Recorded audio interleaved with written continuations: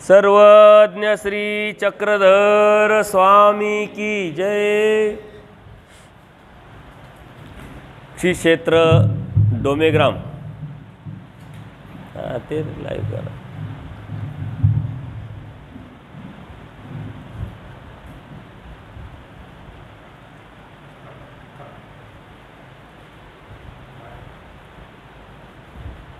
Live करा।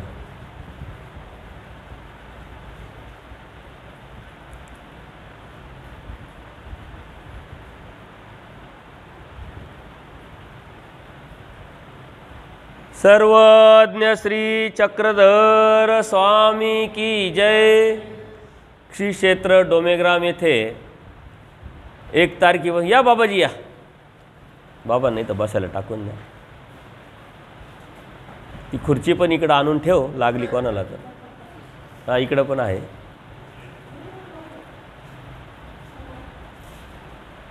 गेली 1 तारखेपासून ते 9 तारखेपर्यंत बाबा बसा, तुम्हाला खुर्चीवर बसायचं बसा, खाली बसायचं तर बसा।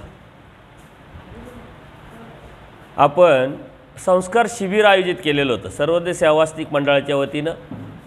लहान मुलं, पुरुष आणि स्त्रियांचं शिबिर घेतलं होतं। त्याला उत्स्फूर्त असा प्रतिसाद लाभला। पुणा, नाशिक, संभाजीनगर, चाळीसगाव, परत बीड, भायगाव अशी बरीचशी मंडळी आली। काही येऊन गेली, काही भेटी दिल्या आणि मुलंही भरपूर आले। पुण्याकडचे शिवूर वगैरे। पहाटे 3ला सर्व आम्हाला मी उठून द्यायचं सर्वांना। 3 ते 5 स्मरण चिंतन करायचे सर्व लोक। 5 वाजता देवपूजा, त्यानंतर पाठांतर घेतलं पुरी प्रकरण, अन्यवृत्ती आणि आरती झाल्यानंतर सर्वात महत्त्वाचा उपक्रम बिगर चप्पल बिगर शूजचं स्थानवंदन केले। 4 दिवस स्थानवंदन केले। एकाच दिवसात सारे स्थान केले नाही, 4 टप्पे केले आणि त्या 4 टप्प्यामध्ये ते स्थानवंदन केल्यानंतर तिकडून आल्यानंतर सर्व उदक वगैरे झाले, फ्रेश झाले की 10 ते 11च्या सत्रामध्ये त्याच स्थानांच्या लीळाचं चिंतन आपण केलं। दुपारचं जेवण आराम झाल्यानंतर परत 4 ते 5 हे सत्र व्हायचं। 5 ते 6 नंतर व्यापार आणि आपलं वैयक्तिक अध्ययन केल्यानंतर संध्याकाळी जेवण झाल्यानंतर परत 8 ते 9 वासनिक सत्र आपण घेतलं। त्यामध्ये बऱ्याच वासनिकांनी सहभाग घेतला। ते सर्व कार्यक्रम लाईव्ह झालेले आहे। आणि आता 9 आणि 10 आणि 11 तारीख सर्वोदय सेवास्तिक मंडळाच्या वतीनं या मंडळाला जोडले गेलेले जे सद्भक्त आहे त्यांचं चिंतन बैठक, थोडक्यात अधिवेशन आयोजित केलेलं आहे आणि त्याची ही सुरुवात आहे। प्रत्येकाच्या मनामध्ये एक संभ्रमावस्था आहे। ती संभ्रमावस्था कोणाला तरी व्यक्त करता यावी, कुठंतरी आपण व्यक्त करावी, अपेक्षा करावी आणि त्यात आपण योगदान पण द्यावं। हा त्याच्या पाठीमागची भूमिका आहे, उद्देश आहे आणि म्हणून या अधिवेशनाचं नियोजन केलेलं आहे। धर्माविषयी अपेक्षा आहे, धर्माला काहीतरी देण्याची इच्छा आहे, परंतु कुठं द्यावं, कसं द्यावं हे लक्षात येत नाही आणि म्हणून एक दिशा देण्याच्या उद्देशाने नामधारक वासनिकांना आपण हे कार्यक्रम आयोजित करत असतो, राबवत असतो। खरं म्हणजे धर्म हा समुद्र आहे आणि धर्मामध्ये प्रत्येकजण योगदान देण्याचा आपापल्या परीने प्रयत्न करत असतो। कोणाचं योगदान कमी, कोणाचं योगदान जास्त हे आपण म्हणू शकत नाही, ठरू शकत नाही। ज्यांना जे वाटतं, जे आवडतं ते तो करतो। कोणी ज्ञान मिळवतं, त्या ज्ञानातून आपलं आटन विजन, भिक्षाभोजन नित्यविधी करत करत परमेश्वराला प्राप्त करण्याचा उद्देश ठेवतो। तेही धर्माला देणंच आहे। काही शास्त्राचं चिंतन अभ्यास करून पोथ्या घेतात, कार्यक्रम घेतात, सत्संग घेतात, लोकांना धर्म सांगतात, तेही धर्माला खूप मोठं देणं आहे। काही लोक इथं येऊन स्वच्छता करतात, स्थानाच्या संदर्भात बांधकाम करतात, स्थानाच्या संदर्भात जे जी गरज आहे, जे जी सेवा आहे ते करतात, तेही योगदान खूप मोठं आहे। काही लोक राजकीय आहे, राजकारणात जाऊन राजकारण्यांशी संधान साधून संबंध ठेवून धर्माला काही देता येईल का, काही फंड्स आणता येईल का, राजकारणामध्ये आपल्या धर्माचं काही वेगळ्या पद्धतीनं ओळख देता येईल का, असा उद्देश ठेवतात, असा विचार करतात. तेही धर्माला देणंच आहे. काही लोक काय करतात की आपण मार्गामध्ये जावं आणि अन्नदान करावं. त्यांना काही माहीत नसतं. अन्नदान ते उत्तम डोक्यात घुसलं आणि क्रिया तेही धर्माला देणंच आहे. कारण या आश्रमांमध्ये जे साधक लोक आहे, वासनिक लोक येतात जातात, त्यांची ती व्यवस्था, त्यांचा तो खर्च, त्यांचा तो पैसा उपलब्ध व्हावा त्या उद्देशाने ते योगदान देतात. त्याची जशी अवस्था आहे, ज्याची जशी विचार आहे, तो त्या पद्धतीने योगदान देतो. कोणी कमी देतं, कोणी जास्त देतं असं नाही आहे. आणि आपण असं समजू नये की आम्ही जे करतो तेच मोठं आहे आणि बाकीचं सारंच छोटं आहे, असंही काही नाही आहे. आदर ठेवला पाहिजे. फक्त धर्मतत्व सिद्धांत काय आहे, आचारा विचाराच्या पद्धतीनं काय आहे आणि लोकांची जी आध्यात्मिक प्रगती कशामध्ये साधल्या जावी हे महत्त्वाचं आहे. फक्त धर्माच्या नावाखाली लोकांचं अज्ञान, लोकांचं मजबुरी बघून त्यांच्याकडून काहीतरी चुकीचं मार्गदर्शन त्यांना घडू नये. अंधश्रद्धा, विधी, कर्मकांड याच्या व्यतिरिक्त जो धर्म आहे तो समजावा, ही तळमळ ठेवून आणि यातच आपण न अडकता पुढं आपल्या जीवाचं हित काय आहे, कशात आहे हे घेऊन आपण सर्वदेशीय वासनिक मंडळाच्या वतीनं काही अजिंठे घेऊन आपण पुढं जात आहोत. आणि ह्या एकोप्यातून संघटन व्हावं, एकमेकाचे विचार कळावे, प्रत्येकाला व्यक्त होता यावं आणि त्यातून धर्माला काय योगदान देता येईल याचा विचार करून आपण हे कार्यक्रम राबवत असतो. आणि त्याचाच हा उपक्रम आहे. सर्वदेशीय वासनिक मंडळ 2007ला स्थापन झालं. 10 जून 2007 जागतिक दृष्टिदान दिनाच्या दिवशी काय अजिंठे ठरले आणि त्या सर्वदेशीय वासनिक मंडळाच्या वतीनं आजपर्यंत अनेक उपक्रम राबवण्यात आले. त्यातला सर्वात महत्त्वाचा उपक्रम म्हणजे वैद्यकीय सेवा. आत्तापर्यंत 30,000 साधू संतांचे मोफत ऑपरेशन डोळ्याचे आपण केलेले आहे आणि इतरही ऑपरेशन 100च्या आसपास केलेले आहे. 3 ॲम्ब्युलन्स आपण काही हॉस्पिटलला दान दिलेले आहे. त्या माध्यमातून ही सेवा आपण करून घेत असतो. त्यानंतर जाळीच्या देवाला अन्नदान, अन्नक्षेत्र आपण 5 वर्ष चालवलं. येणाऱ्या जाणाऱ्यांची व्यवस्था जेवणाची.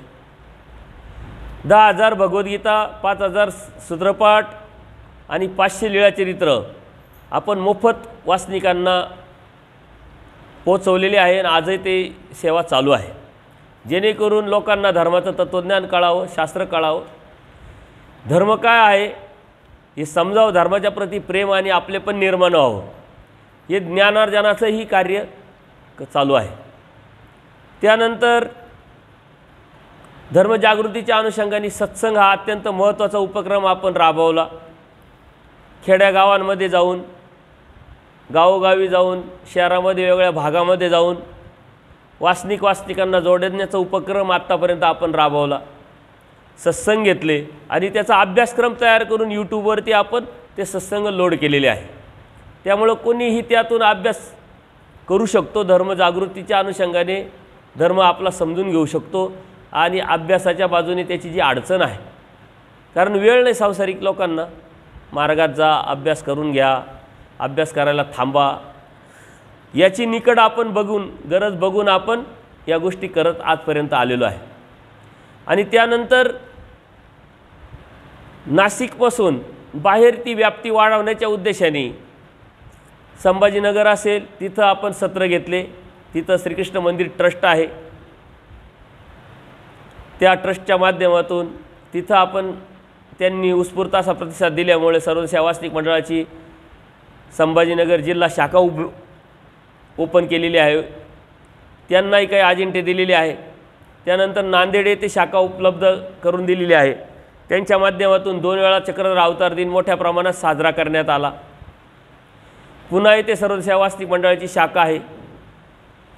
आता चाळीसगाव येथे आता शाखा उभी करणार आहोत, कारण ते लोक येऊन गेले, तिथंही कार्यक्रम झाले. शिरवाडे वणी नाशिकमधलं, गोळेगाव नाशिकमधलं तिथंही शाखा अगोदरपासूनच उपलब्ध आहे आणि त्या शाखेच्या माध्यमातून सत्संग घेणे, धर्मजागृती करणे, ज्ञानार्जनाचं कार्य करणे आणि सेवा करणे असे उपक्रम आपण राबवत असतो आणि याची व्याप्ती आता वाढत चाललेली आहे. म्हणून एक अजिंठा घेऊन आपण समाजापुढं जातोय, धर्मापुढं जातोय आणि तो अजिंठा अधिक बळकट व्हावा, भक्कम व्हावा. वासनिकांचं धर्मामध्ये योगदान अगोदरपासून आहे, परंतु निष्क्रिय पद्धतीनं ते योगदान आहे. क्रियाशील पद्धतीनं योगदान वाढावं, त्यांनी पुढं यावं, संघटन करावं, साधू संतांची सेवा करावी आणि साधू संतांना आचार करण्याच्या उद्देशाने वेळ देता यावा.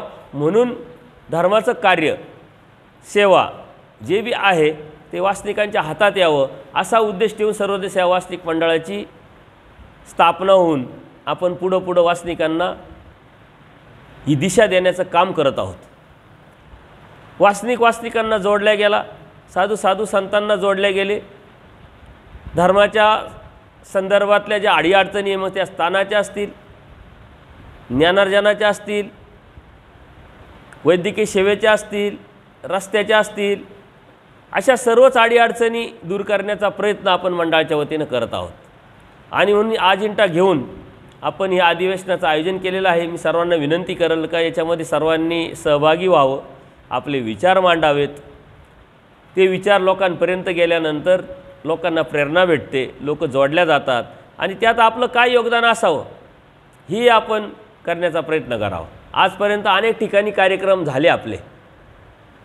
अमरावती आहे, चाळीसगाव आहे, भायेगाव आहे, संभाजीनगर आहे, अजून जालना जिल्ह्यातलं भोकर कापरडा गाव आहे, अजून पुणा आहे, भावडी, असे खूप कार्यक्रम आजपर्यंत झाले आणि ते प्रत्येक जिथं कार्यक्रम झाला तिथं लोक आपल्याला जोडल्या गेलेले आहे. इथून पुढे कार्यक्रम होत राहील. आपण तर कार्यरत आहातच, जिथं आहे तिथं कार्यरत आहात, परंतु मी तुमच्याकडून अपेक्षा पण करेल का ज्या ठिकाणी कार्यक्रम असतो, ज्ञानार्जनाचा कार्यक्रम असतो, मग 2 दिवसाचा, 4 दिवसाचा, 5 दिवसाचा, ह्या कार्यक्रमामध्ये आपण सहभागी व्हावं.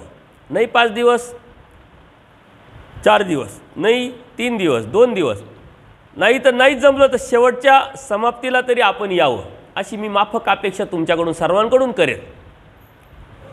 संघटन दिसतं, तिथले लोक जोडल्या जातात, ओळखी होतात. अमरावतीला कार्यक्रम झाला, अपेक्षा होत्या तुम्ही यावं सर्वांनी, परंतु यायला जमलं नाही. चाळीसगावला कार्यक्रम होता. असे कार्यक्रम पुढं होत राहतील.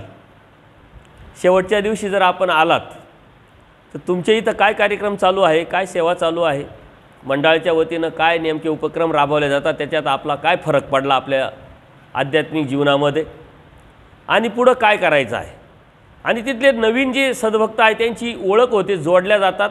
कारण मंडळाचा मेन अजिंठा काय आहे, माणसं माणसाला जोडले पाहिजे. देवानी काय अजिंठा दिला आपल्याला, माणसं जोडायचं काम दिलेलं आहे. तेच आपण विसरलेलो आहे. परमप्रीतीचं विरुद्ध जे आपण प्रत्येकाला चिटकत असतो ते आपण विसरलेलो आहे. म्हणजे आपलेपणा निर्माण करणं, संवाद साधणं, एकामेकाचे विचार ऐकणं, एकामेकाला विचार देणं, आदर करणं आणि त्यातून धर्मसेवा काय करता येईल हा विचार, हे संघटन आपण पुढं घेऊन जाणार आहोत. त्याच्याही पुढं जाऊन आपण एक घटना तयार करणार आहोत. त्या घटनेमध्ये प्रत्येकाचा विचार तयार करून एक नियमावली, वास्तविक बघता परमेश्वराने आपल्याला घटना दिली, नियमावली दिली, आचार विचार प्रणाली दिली, सर्व दिलेलं आहे, तो म्हणजे सूत्रपाठ. परंतु आजच्या काळामध्ये प्रत्येकाला ते शक्य होत नाही. म्हणून साधं सोपं सरळ त्या नियमामध्ये आपल्याला धर्म कसा सांभाळता येईल असा विचार करून एक अजिंठा आपण तयार करणार आहोत लवकरच. आणि त्याच्यामध्ये तुम्हाला सर्वांना तुमचे सर्वांचे विचार आपण सहभागी करून घेणार आहोत. एकदा दिशा दे, काम करण्याची इच्छा प्रत्येकाची आहे, योगदान देण्याची इच्छा प्रत्येकाची आहे, परंतु दिशा नाही आहे. ती दिशा एकदा ठरली आपली का त्या बाजूने आपल्याला प्रवास करणं सोपं होऊन जाईल. आणि म्हणून हे अधिवेशन आपण घेत आहोत. हेच अधिवेशन तुम्ही 2 महिन्यांनी, 4 महिन्यांनी तुमच्या ठिकाणी घेऊ शकता. संभाजीनगरवाले आहे, पुण्यावाले आहे, नांदेडवाले आहे, नाशिकवाले आहे, हे असे कार्यक्रम राबवू शकतात. एकच दिवसाचं अधिवेशन, 2 दिवसाचं, पहिल्या दिवशी यायचं, संध्याकाळचा चर्चासत्र, मुक्काम दुसऱ्या दिवशी चर्चासत्र आणि त्यात काही ठराव पारित करून पुढं आपल्याला जाता येईल. त्यात जेणेकरून आपण कार्यरत राहू, क्रियाशील राहू, आपण जोडल्या जाऊ आणि नवीन नवीन जे लोक आहे ते आपल्याला जोडल्या जातील. मंडळाच्या वतीनं प्रत्येक गोष्टीला स्पर्श करत करत आपण कार्य करत आहोत आणि हेच करत असताना नामधारक हा जो आहे अन्य लोकांना उपदेशी बनवणं, ते नामधारक आहे त्यांना अभ्यासावरती नेणं, वासनिक दशेत नेणं, वासनिक दशेतला आहे तो दीक्षित दशेत कसा जाईल याचा विचार करणं, दीक्षित दशेतला आहे तो ज्ञानार्जन करून अर्चन करून आपलं आचाराच्या बाजूनी कसा विचार करेल, त्यागाच्या बाजूनी कसा विचार करेल याचा आपण विचार करतोय. आणि हे करत असताना आपण नामधारक जे आहे त्यांना अभ्यासासाठी शास्त्रे उपलब्ध करून देतोय, गीता आहे, सूत्रपाठ आहे, उपदेश देण्याचं बी काम आपण करतोय, परंतु दीक्षा देण्याचंही आपण काम करतोय. आत्तापर्यंत मंडळाच्या वतीनं 3 दीक्षा झालेल्या आहे, नाशिकलाच त्या झालेल्या आहे. आणि त्या दीक्षेचं वैशिष्ट्य असं आहे की ते यूट्यूबवरतूनच ते माणसं जोडले गेले, ते उपदेशी झाले, नंतरच्या काळात ते दीक्षित झाले. आणि आजही उद्या आता आपल्या ह्याच अधिवेशनामध्ये 2 दीक्षा होणार आहे. त्यांचं वैशिष्ट्य हेच आहे. पुण्याचे जे सद्भक्त आहे अर्जुनदादा पाटील, त्यांचा धर्माशी अर्थार्थी संबंध नाही, परंतु 2 वर्षापासून ते सत्संग ऐकतात.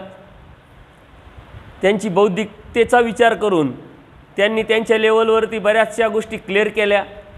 आणि महिन्याभरापूर्वी दरी आश्रमात आल्यानंतर उपदेश घेतला आणि तेव्हापासून ते माझ्याबरोबरच आहे. अनेक कार्यक्रमामध्ये सहभागी झाले आणि त्यांची मानसिकता पक्की झाली. दीक्षा तर घ्यायची आहे, परंतु एक अडचण होती. ती अडचण म्हणजे त्यांच्या घराची एक छोटीशी जबाबदारी आणि ती पैशातून सुटणार होती. ती अडचण आहे 1.5 लाखाची. त्याची जबाबदारी मी त्यांना म्हटलं देव करील, उभा ठाकलाशीच पुरे सिद्धी ते येथूनच येईल. आणि जर ती अडचण दूर झाली तर ते दीक्षा घ्यायला तयार आहे, म्हणून त्यांना मी तयार केलेलं आहे. मी तुम्हाला सर्वांना आव्हान करल की यात तुम्हाला काय योगदान द्यायचं ते देऊ शकता. बाकी मंडळाकडं असं काही नसतं.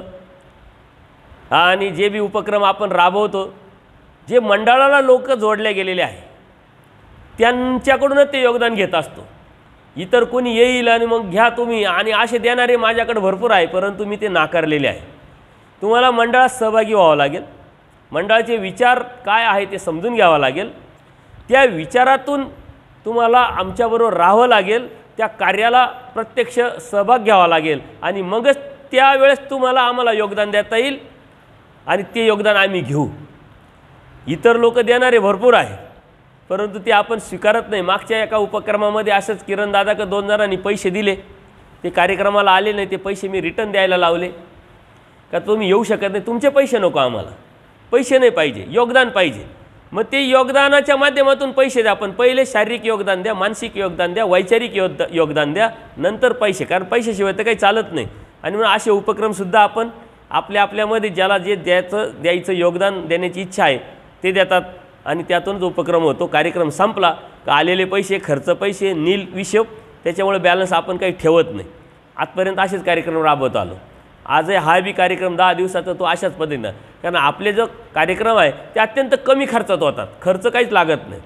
10, 12, 15 हजारात आपण 10 दिवसाचे कार्यक्रम राबवतो. हे कोणाला सांगितलं तर खरं वाटणार नाही. आणि हे लोक प्रत्येकाने 1000 रुपये दिले तरी ते होऊन देतात. इतर कार्यक्रमांचे जर आकडे पाहिले तर आपल्याला फिट येण्याची शक्यता येते किंवा बेशुद्ध पडण्याची वेळ येते, परंतु आपल्याला त्याच्यात जायचं नाही आहे. उपक्रम राबवायचे, कमी खर्चात कसे राबवायचे याचं प्रॅक्टिकलसुद्धा हे मंडळाच्या वतीनं दिलं जातं. पूर्वी मंडळाच्या वतीनं महावाक्याचा कार्यक्रम 20 दिवसाचा आयोजित केला होता आणि त्याच्यामध्ये सकाळचं उदक, 2 वेळचे जेवण, 2 वेळचे चहा, ॲडव्हर्टायझिंग, बाकीचं सर्व, त्याच्यामध्ये स्मरणिकासुद्धा छापली. तर असं सारा पूर्ण 20 दिवसाचा खर्च फक्त 7 लाख रुपये झाला. आज जर महावाक्याच्या त्याच्या पोथ्यांचे जर आकडे पाहिले तर कोटीच्या पुढे असतात. त्याच्यामुळं छोट्या पैशामध्ये सर्वसामान्यांना सहभागी करून घेऊन उपक्रम कसे राबवायचे याचंही प्रॅक्टिकल आपण याच माध्यमातून देत असतो. आणि म्हणून ते योगदान आपणच द्यायचं असतं. कंपल्शन कोणालाच नसतं, द्यायलाच पाहिजे, इतकंच द्यायला पाहिजे असंही काही नसतं. त्याच्यामुळे तो न्यूनगंड ठेवू नका का मग मी कार्यक्रमाला जायचं आणि मला तर काही देता येणार नाही, असं काही नाही आहे. ज्यांनी शारीरिक सेवा केली ते बी योगदानच आहे. ज्यांनी आपलं सत्राच्या माध्यमातून 1 तास धर्मजागृतीच्या अनुषंगाने मार्गदर्शन केलं तेही योगदानच आहे, जे पैसे देऊ शकतात ते बी योगदानच आहे। तसं मी अर्जुनदादांच्या संदर्भात तुम्हाला मी आव्हान करेल, विनंती पण करेल का तुम्हाला काय योगदान द्यायचं ते माझ्याकडे देऊ शकतात, बाकीचं जे आहे ते मी परमेश्वर करून घेणार आहे, त्यामुळं काही टेन्शन नाही। हे सांगण्याचं कारण असं की भविष्यात या गोष्टी वाढत राहणार आहे, लोक येत राहणार आहे। आजही कितीतरी लोक येण्याची इच्छा ठेवतात, परंतु आपण त्यांना थांबवलेलं आहे। जो येईल महिनाभर माझ्याबरोबर राहील, मला त्याचं सर्व कळेल समजेल, तेव्हा त्याचा पुढचा प्रवास आपण अधोरेखित करत असतो। त्यानंतर आडगाव येथे एक साधक आहे आडगावचे, ते इथं 8 दिवसापासून राहत आहे, त्यांना दीक्षा घेण्याची इच्छा आहे। काही लोकांना साधू संतांना त्यांनी विचारलं तर ते म्हटले पैसे लागतील, मग कोणी 50 सांगितलं, कोणी लाख सांगितले, कोणी 2 लाख सांगितले। पैशाचं नियोजन नसल्यामुळे त्यांची दीक्षा थांबली होती। आपलं शिबिर आल्यामुळं त्यांची जेव्हा चर्चा झाली तेव्हा त्यांनी मला विचारलं तुमच्याकडे किती दीक्षेला पैसे लागतील, म्हटलं आमच्याकडे दीक्षेला पैसेच लागत नाही। आणि मग म्हटलं जर दीक्षेला पैसे लागत नाही म्हणे, मग मला दीक्षा देता का, म्हटलं देता येईल। म्हणून त्यांची बी उद्या दीक्षा आहे, मंडळाच्या वतीनं मग त्यांना 2 ड्रेस दिल्या जातात आणि दीक्षा करून घेतले जातं, बाकी खर्च काहीच लागत नाही। आणि पुढची जबाबदारी जे स्थानावर ते माझ्याबरोबर दरी आश्रमात राहत असतील तर तेही आपण काही नियमाला बांधून त्यांना तिथं ठेवत असतो, अन्यथा पुढं काय करायचं ते ठरवू, अशा पद्धतीनं दीक्षा देण्याचे उपक्रम आपण राबवत असतो।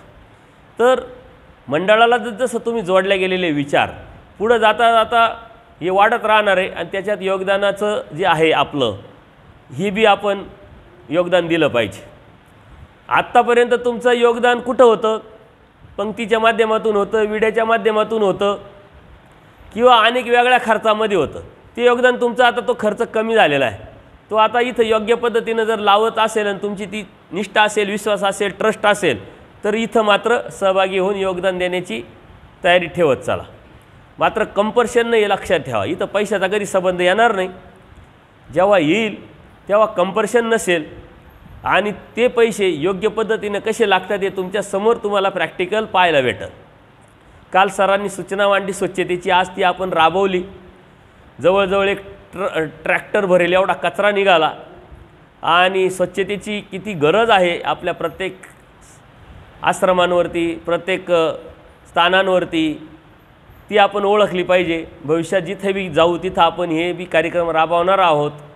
वैचारिक स्वच्छता, मानसिक स्वच्छता, बौद्धिक स्वच्छता आणि शारीरिक स्वच्छतेबरोबर स्थानाची स्वच्छता, धर्माची ही गरज समजून आपण मंडळाच्या वतीनं हे राबवणार आहोत। आणि सर्वांनी याच्यामध्ये सहभागी व्हावं, चर्चेमध्ये सहभागी व्हावं। आपल्या ज्या खंत आहे, आपले जे विचार आहे मांडावे, शक्यतो हे विचार मांडताना कोणाचं मन दुखणार नाही याची काळजी घ्यावी, कोणाचं नाव घेऊ नये, काय अपेक्षा आहे आणि त्याच्यासाठी काय मंडळांनी करावं, मंडळाकडून अपेक्षा, माझं स्वतःचं योगदान काय असेल पुढं इथून पुढे, आणि धर्मात काय चाललं आहे, वस्तुस्थिती काय आहे।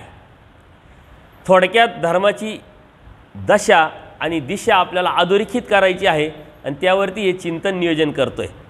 आणि हे अनेक साधू संत या वासनिक मंडळ कार्यरत आहे, त्यांच्या पद्धतीने ते कार्यरत करतात। भविष्यात पुढे जाऊन हे सारे एकत्र करून आपण मोठं योगदान देण्याचाही प्रयत्न करावा। पहिले आपण स्ट्रॉंग झालो पाहिजे, आणि त्या स्ट्रॉंगनेतूनच मग आपण समोरच्याला अस्तित्व दिसलं पाहिजे, दाखवलं पाहिजे, आणि त्यातून मग त्यांचा ट्रस्ट समाजाचा वाढत जाईल, त्यावेळेस त्या गोष्टी होत राहतील। असे ही अधिवेशनाची एक जी काय आहे अपेक्षा अधिवेशनाच्या माध्यमातून ही मी तुम्हाला सांगितली। मी तुम्हाला सर्वांना विनंती करेल की यात आपण सर्वांनी सहभागी व्हावं। सर्वात प्रथम मी किरणदादाला विनंती करेल आपण आपले विचार मांडावेत, बारगेजी सरांना विनंती करेल, आणि नंबरप्रमाणे प्रत्येकाने आपापले विचार मांडावेत, आणि ते विचार आपण समाजापर्यंत या सोशल मीडियाच्या माध्यमातून आपण पोहोचवणार आहोत। परंतु बोलताना कोणत्याही प्रकारचं न्यूनगंड न ठेवता, गैरसमज न ठेवता, मंडळाच्या वतीनं कार्यरत असलेल्या या कार्यक्रमामध्ये आपण कितीतरी वेळा सहभागी झालेत। मंडळाच्या वतीनं कार्यक्रम घेत असताना काही चुका कळत नकळत होऊ शकतात, त्या चुकाही तुम्ही सांगू शकतात, आम्हाला टोकू पण शकतात, आमच्याकडून अपेक्षा पण करू शकतात, आणि आम्हाला पुढची दिशा आहे तेही दाखवू शकतात। इथं कोणी छोटा नाही कोणी मोठा नाही, हे सारा स्वामी श्री चक्रांचा परिवार आहे. प्रत्येकाकडे एक विचार आहे, प्रत्येकाकडे एक अपेक्षा आहे, प्रत्येकाकडे एक धर्माच्या विषयी एक स्वप्न आहे. ते स्वप्न घेऊन आपण सर्वांना घेऊन आपण पुढे चालणार आहोत. परमेश्वराचा कड असेल, प्रवृत्ती असेल तर त्यात आपण यशस्वी नक्की होऊ.